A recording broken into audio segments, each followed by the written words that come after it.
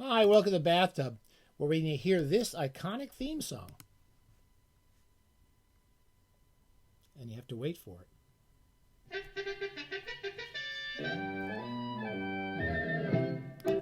And you know it's what we call our Pointless Adventures in Literatures. Uh, Pointless Adventures in Literature. This is part two. I'm talking about The Last Dangerous Visions, which just came out from Blackstone Press. We'll talk a bit about how it came to existence and why it's a personal event, why it's a private adventure, a personal adventure in literature, and a meaningless adventure in literature. Because all of these, we promise you, they're either pointless, they're either or meaningless, or they're pointless, meaningless, or both. That's one of the, I forget how it goes. But we're trying to talk about all this stuff. When I was the personal adventure here is that when I was a kid and was 14 or 15, these were not only exciting stories to read and kind of really just as a young writer, seeing people turn stories into really exciting things to do, and then having the Ellison's introductions that made it sound exciting that short stories existed. He managed to make everything sound pretty exciting, and it's so much so that he would say some stories were works of genius, like Philip Jose Farmer's Riders of the Purple Wage, and I still can't get through it. But I know it's me. I know it must be me because Ellison was pretty adamant about it. Okay, so my personal adventure was, when you were young, and I would go to the workshops. I went to the Clarion, and I met a lot of the writers who would end up being in or being scheduled for what was called The Last Dangerous Visions. These volumes had all come out by the time I was about 14 or 15. Dangerous Visions and again Dangerous Visions. Ursula K. Le Guin's wonderful novel. There's like a great novel in there by Ursula K. Le Guin called The Word for World is Forest. I remember those stories as well as anything I've ever read. And rereading them, they still hold up. But when you were young, that was the place to be. You always dreamed that you would write something so good, and Ellison would write all these great, fabulous things about how what a genius you were, blah, blah, blah. And of course, my stuff was really terrible. I was terrible then. He just basically said, your stuff sucks. And it was, in his own way, a way of doing it. And then I would know people who actually were selling stories to what would turn out to be The Last Dangerous Visions. I want to show you what happened is that Ellison published these first two books. They were big deals. A lot of the people who were published in them became well known. Because Ed Bryant, a really nice guy named Ed Bryant, David Gerald, lots of good writers came out of the Dangerous Vision books who were really not that well known and had pretty good careers, and they often rode. I wouldn't say they weren't riding the coattails of it, but their presence was given a lot of momentum by being in this series. So anyway, Ellison spent the next several years collecting stories for what was going to be called The Last Dangerous Visions. And many of you may already know about all this stuff, but when I was a kid, I've grown up with this fantasy that The Last Dangerous Visions was actually going to be published.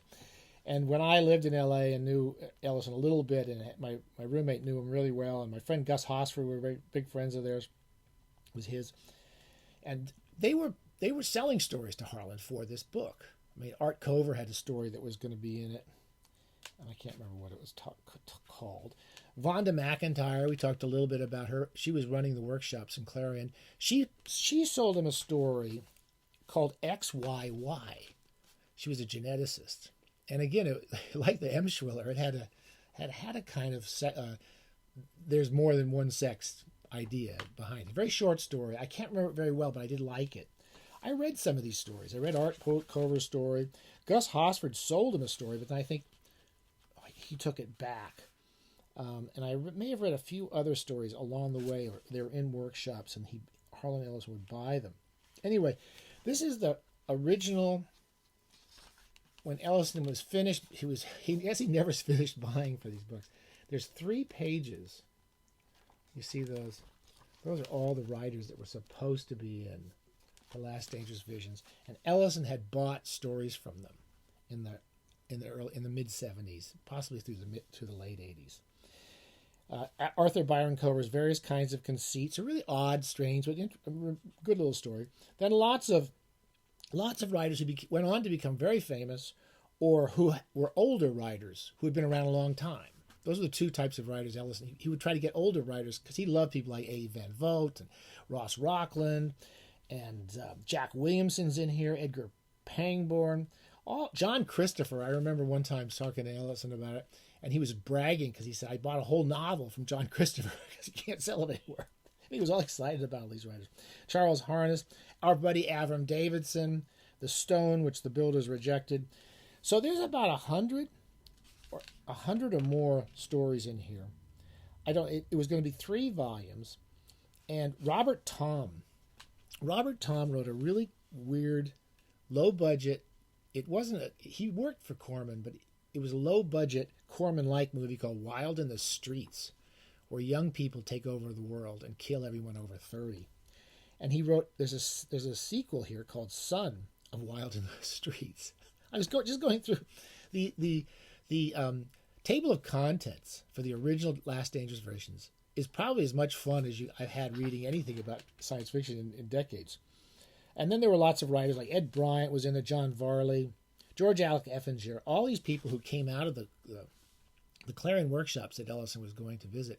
And the big excitement was when someone would turn a story in and Ellison would buy it right there. He had something by the Firesign Theater. Daniel Keyes is the first. He always put a really important story at the beginning of the book, and then what he considered the greatest story at the very end of the book, which, he changed that because at one point I remember him saying it was going to be the Howard Fast story, but it was going to be Connie Willis's story. All right, so that's enough talking out loud. Anyway, so I picked this up. I got it on Kindle, which I don't normally buy new books on Kindle, but I just had to read this and see what happens. It just came out in October. Pure Mountain Water, no drugs, no alcohol. Ellison was a notorious teetotaler. He didn't believe in alcohol. Unlike we do believe in alcohol here at the Bathtub. We believe in it very well, but not during the bathtub. Anyway, I picked this up, and the biggest pleasure of reading the book was just trying to explore what the hell it was, because it is it's a hard one to describe. It's got kind of cool end papers, and it's filled with illustrations by a guy named Tim. His name was Tim Kirk. When I was a kid, he was kind of a famous. I called him a fan artist. This is his work, and he had reportedly done an illustration for all 150 or 140 or however many stories there were in the original edition. And this book had sat on Ellison's shelves for decades. The main reason being that he couldn't write the introductions to all the writers. Everyone was excited about his introductions more than as much as they were for the book, and he couldn't bring himself to do it.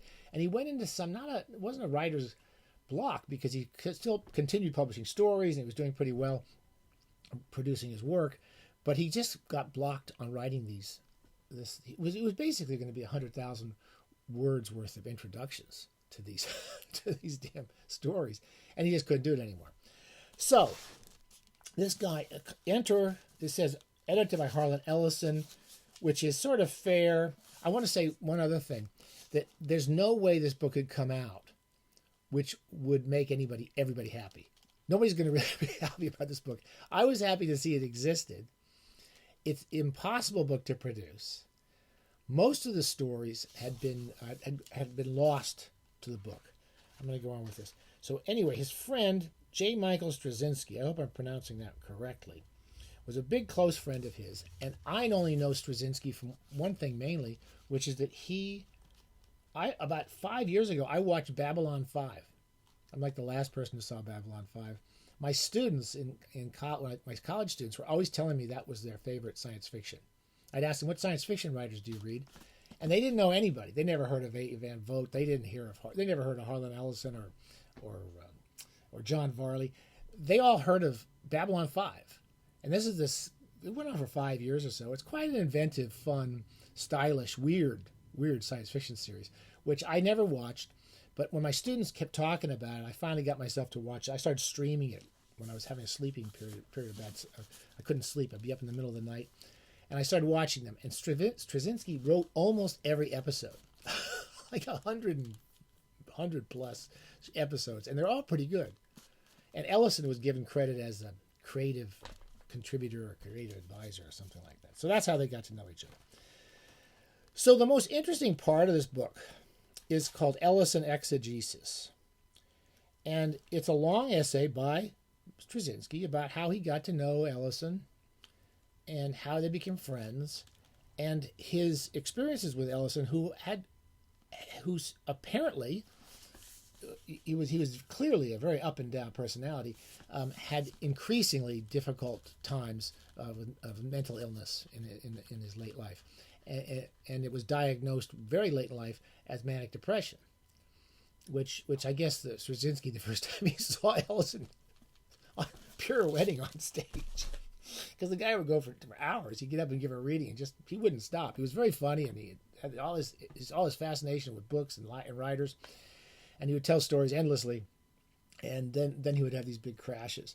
So this is about Straczynski's friendship with him, knowing him for many decades while he was trying to finish this book called The Last Dangerous Visions, and it's quite a moving, and it's about a friendship, really. It's about their friendship, and then I looked at the book and I started reading through it, and I started to notice that there was something missing in this book, which is let me see if I can find it. Which was the entire Dangerous Visions that I knew of. All the writers that I knew that were in it. The stories I had read weren't in it. Vonda's story wasn't in there. Art Cover's story wasn't in there. I knew Avram was always telling me he'd sold the story to Harlan and he never expected to be published.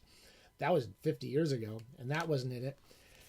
And in the afterword to the book, Straczynski explains all of the things that happened. I won't summarize it very well, but basically, Ellison bought all these stories, gave the contracts, did what he did. He brought in people like, all these writers. Clifford Simak was in it, and A. Van Vogt was in it, and he had all these writers. I said Jack Williamson, Alfred Bester, supposedly the last story by Alfred Bester. Lawrence Yep was a very interesting writer. I think his story. Robert Thurston was one of the kind of very funny writers who came out of the early 70s. He had a story by Doris Baserchi, our favorite Doris Baserchi, in here, and none of these stories made it to the final. The John Christopher novel, another novel by Richard Wilson, very interesting writer. All of these were good writers, and what happened was many of these writers died, and then their estates took the stories back, and Straczynski does about as good a job as you can do trying to detail what Ellison did with the book, what he did write of the introduction, and his letters to correspondents with the different writers and their estates, giving them back the rights to these stories quite graciously and understanding that they wanted them back. And so many of the stories were just taken out. They just didn't exist. They didn't belong. Or they were published somewhere else. But then it seems like a lot of stories, and I'm not sure how many, Straczynski wanted to bring in new writers or living writers. And he made a lot of choices here to bring in writers such as Max Brooke, who wrote the World War Z, the zombie book. James S.A. Corey, the guy who writes The Expanse. There's two people who wrote the Expanse novels. David Brin's got a very short piece in here.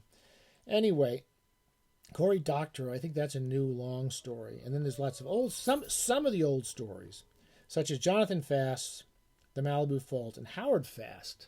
Harlan was talking very highly about how much he liked that story, The Size of the Problem, which at one point was called All Creatures Great and Small. Okay, so anyway, the book is fascinating as a history of how the book was never existed. And it's it's almost like a placeholder for what would have, to know that there was going to be a much bigger book that Harlan had written the introductions for. So to that degree, there's nothing more Straczynski could do. There's nothing, you can't really say anything more than that, except that it's an interesting book to have. My experience reading it is I didn't find the stories particularly interesting. I found it really disappointing to read, and I actually didn't read a lot of the stories. And I'm just going to say the stories I did sort of like. I liked the first story by Stephen Robinette called Assignment Number 1, which is about a kid who has to take his grandparents to a home, which is basically a brain storage facility. which is a good story, but it almost sounds like anything that could have come out in the 50s. It could have come out in Galaxy in the 50s. Ed Bryant's War Stories. He becomes the first writer to be in 2 volumes of, and it's the only introduction to one of the things, which is fun. Which is fun to read. Steve Herbst is one of these writers who came around in the early 70s. Very short story, but it's quite good, and it's the sort of jazzy story you would expect from the good young writers that were coming along then. A.E. Van Vogt has A Time of the Skin, which I enjoyed. It's very much an A.E. Van Vogt story. It's supposed to be the last story he ever published. It's just as crazy and weird and ridiculous as a lot of A.E. Van Vogt. But it doesn't come off the page as something new, such as Chingwich by Ross Rockland does. The stories by Jonathan Fast and Howard Fast were well written. They were both well written and very, very minor stories.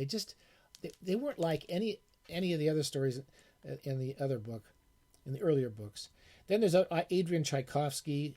Ward Moore is the only story I haven't read. I wish I'd read because I was a big fan of Ward Moore at one point. And there's a pretty good Robert Sheckley story in here called Primordial Follies, which is pure Sheckley, but Sheckley could have written that any time. Anyway, so all I can say is I found it. I wouldn't judge the Dangerous Vision books by the fiction in this, though I would, if you're interested in what happened at Dangerous Visions, it might be worth checking out and then maybe looking and seeing what's happened to science fiction in the past 40 or 50 years compared to what it was like when Ellison was publishing this. And these writers were all kind of having their best time. And I think that's all I'm going to say, really, except that the Dangerous Vision books still hold up. The first 2 hold up very well. This is itself a kind of a very loving goodbye to Harlan Ellison, who and memories of the author, of the editor Strazinsky, in helping put this book together. And for that, it's really worth looking at and reading and maybe picking up. Okay, so there's all the books. If you want to bring those beautiful hardcover copies, you can get these from Blackstone, or you can do what I do, which is basically try to get all these nice mass market paperbacks, which have the original illustrations in them. All right? Okay, I hope that wasn't too long, and we'll see you soon with another bathtub.